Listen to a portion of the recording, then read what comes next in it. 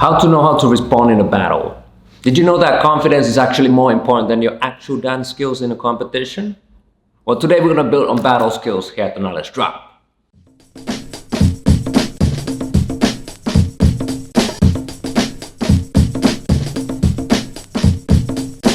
Yeah, welcome to the Knowledge Drop. This is Focus on the Flow Mode through BBOY and Cypher Studio. A big misconception in the breaking world is that it's very easy to think that it's always the best dancers that will actually win these battle competitions. That's far from the truth. Today is not about if judging is right or wrong, but it's another topic, another aspect that a lot of people forget about. We can't forget that we're dealing with battle competitions. Not the best choreography contest, not the best performance, a battle competition. A dance battle. Dance battle. That means there's two important aspects to this matter, which are your dance skills and your battle skills. Majority of the dancers only train on the first one, the dance skills and the athletic performance. You cannot expect to make it in these competitions if you're not willing to become a better battler yourself. You only got half of the equation, and the best battlers win battles. Simple as that. How does this happen then? How do you become better at battling? Well, first of all, you can't expect to become a better battler if you only battle 2 or 3 times a year. That's not simply going to happen.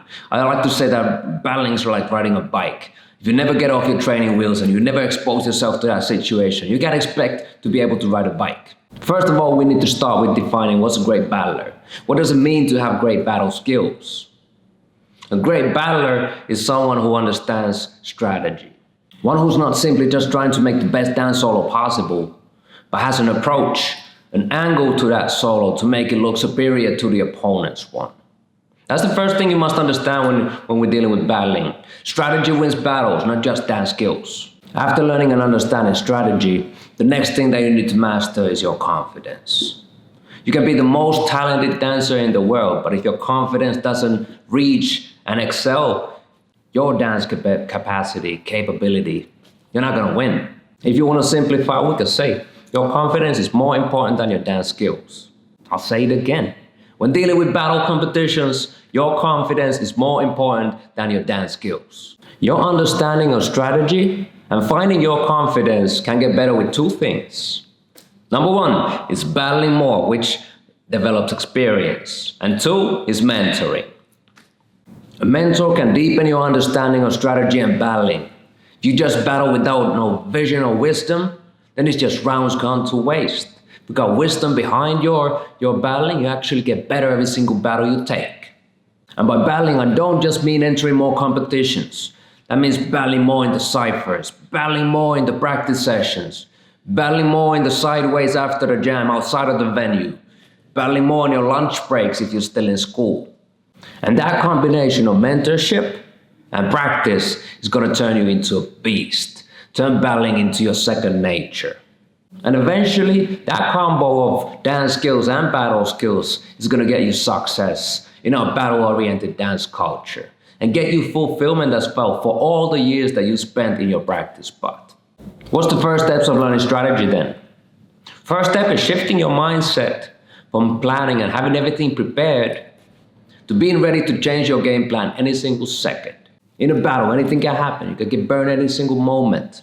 And it's your job to be ready to react to whatever is happening on the floor in the blink of an eye. Being ready to let go of your plans can provide so many new opportunities to win the battle too. If you learn how to respond to your opponent's rounds in a battle, you learn to let go and open up to the moment. In a battle, your opponent is providing you opportunities every second on how to burn him, or add on to whatever you see happening in the floor. Take what you see and take it to another level. Add on to whatever you see on the floor. Top it off and do it better. Here's a small example of that. A couple years back in Radical Force Jam in Singapore, B-Boy Pepito from Australia, he called me out in the circles. He threw down on the floor, and ever since his first round, whatever he did on the floor reminded me of something in my arsenal, something ill in my arsenal that I could do to take him out. The battle went on for a nice 6-7 rounds, and round after round the same thing happened. As a result, I would have to go back inside my mind and think whatever I was going to do next. I could just react to whatever was going down on the floor. I would have to think of what to do next, because thinking is a slow process that goes inwards. I could concentrate, that freed up my capacity in order to express and rock harder, and eventually add on to every single round and take that battle to the best of my ability. And that adding on and reacting to whatever was going down on the floor turned that battle into a true conversation and an interaction between two ill b-boys. A true battle instead of just throwing down sets or performances. And that's the beauty of battling, pretty much specifically to breaking two. And it resonates with the people around watching, turning the battle into a conversation between masterminds. And that's a good way of making the battle unforgettable. And it's a rare sight in today's battle, so I hope to see more of this in today's and the future's battles too.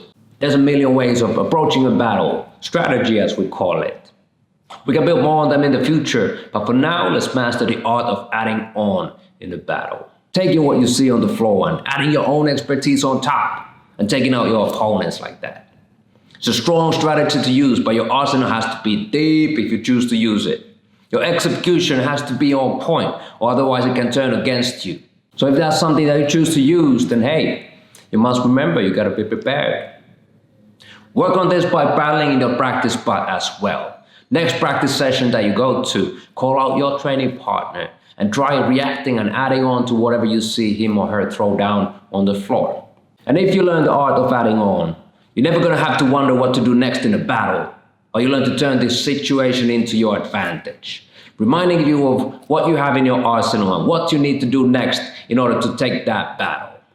And if you're looking for inspiration, check out the book, The Art of War, the only book about the topic by B-Boy Alien Ness. And next up, head out to BBOY.com for the massive archive of free knowledge that's out there to keep you inspired, more updated every single week. This is Focus signing out with the knowledge drop. Catch you on the next one, y'all. Peace.